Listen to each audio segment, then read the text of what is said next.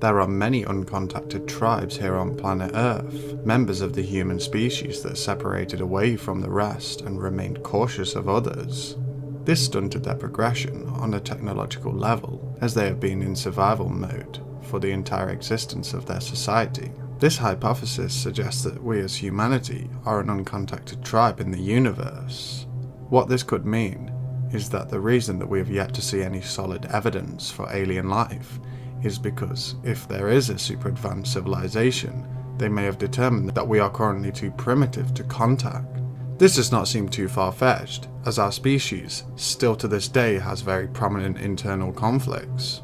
To a species that has existed for millions of years, these internal conflicts may be a thing of the past, and even if they are not, it could be that the conflicts that occur are over more pressing matters than here on Earth. We have to wonder to ourselves, if we hope to survive for millions of years into the future, what fundamental changes do we need to make to our way of life?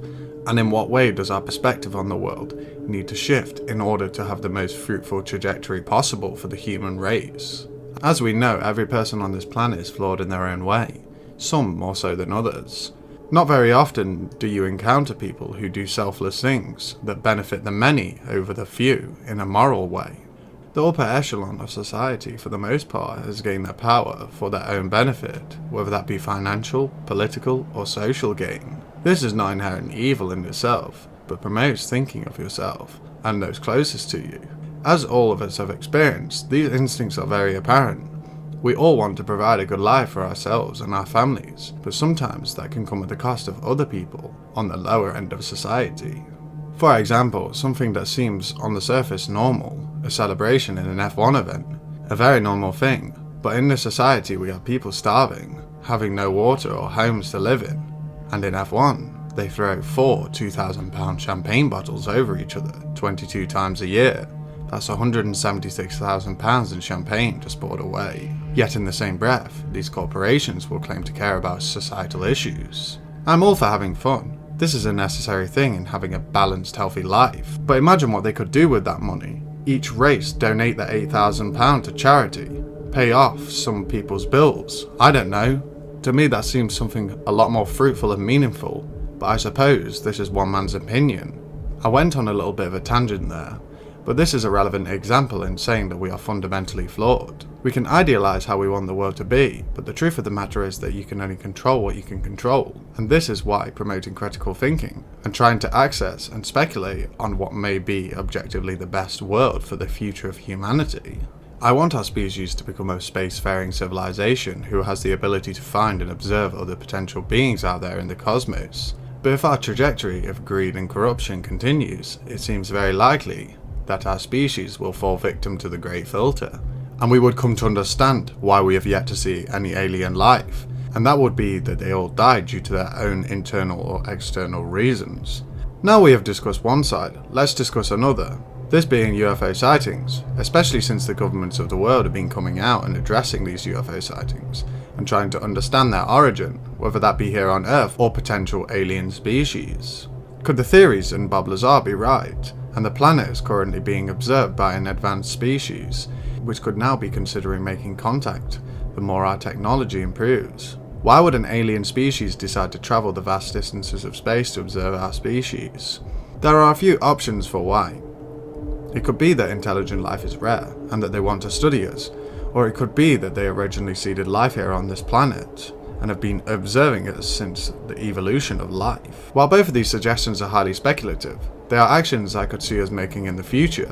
We observe life all over the planet.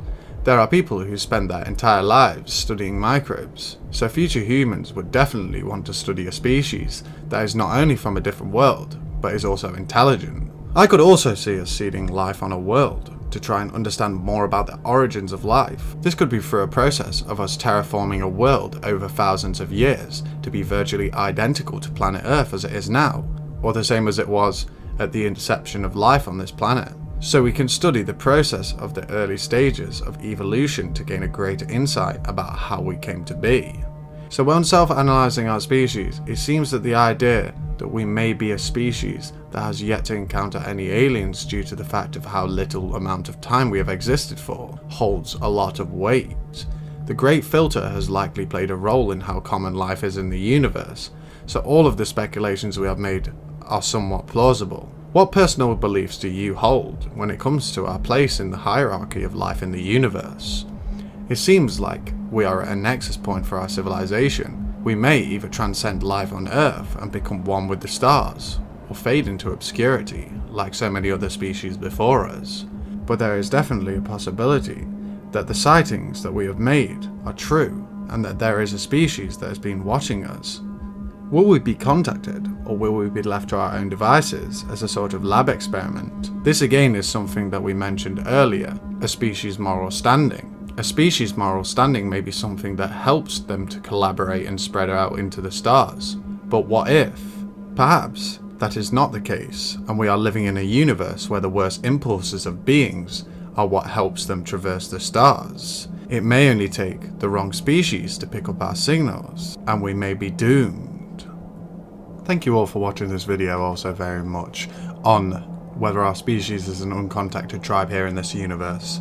In a brief overview, it is a pretty strange subject to ponder on because we're thinking about our place in the universe's hierarchy of life, and we don't really know anything about life in the universe. You know, we've only potentially seen UFOs that may not even be of extraterrestrial origin. We're calling them UAPs these days. We haven't actually got a true definition on whether they are actually of alien origin or it's just something, some form of technology that some government is kind of hiding away from the public. That could also be possible, but our place in the universe is determined on how complex our technology becomes in the future, because if number one, we cannot figure out how to traverse the stars, or number two, we are not permitted to be able to traverse the stars, what I mean is the technology and the resources that we have to create the technology are not, you know, applicable to being able to travel far distances, then, you know, we're kind of screwed, and we're probably not going to span out and be a massively impacting species in the galaxy, and it's likely that no one will ever know we're here unless they know we're here already and they're observing us like we mentioned earlier. It is a subject that is rather strange. I do enjoy talking about alien life, so if you enjoy it yourself, please make sure to subscribe to the channel and turn on the notification bell for more videos that are similar. Make sure you go on the channel and check out the rest of the videos in the playlists.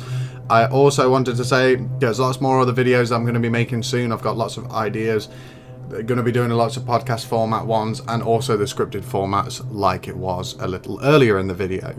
Okay, thank you all so much. I appreciate you all so very, very much. Peace out. Have a wonderful day. Goodbye.